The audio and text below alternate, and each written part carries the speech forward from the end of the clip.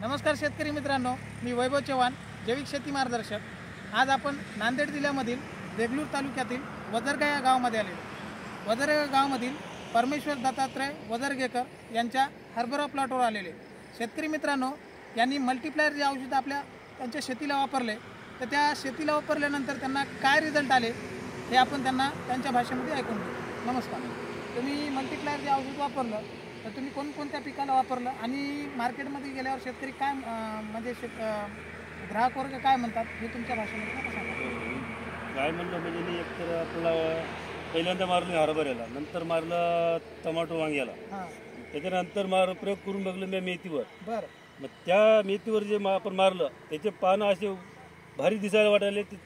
मार्केटमध्ये जर आपण मेथी नेल्या तर या बरेच काही व्यापारी पुसले, बाबा हे मला हे काय वापरलं तुम्ही मेथीला।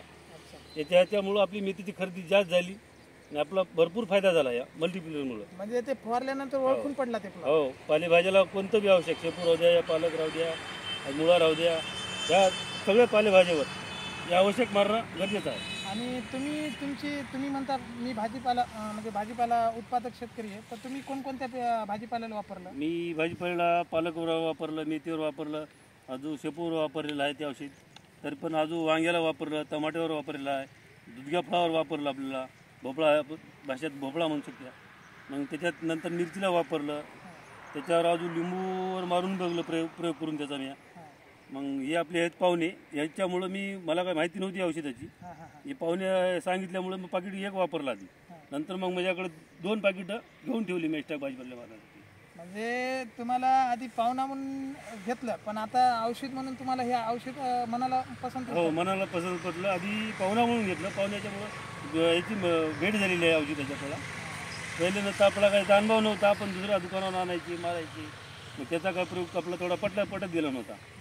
मग हे उत्तम शेतकऱ्याचं फायदेशीर ठरतो।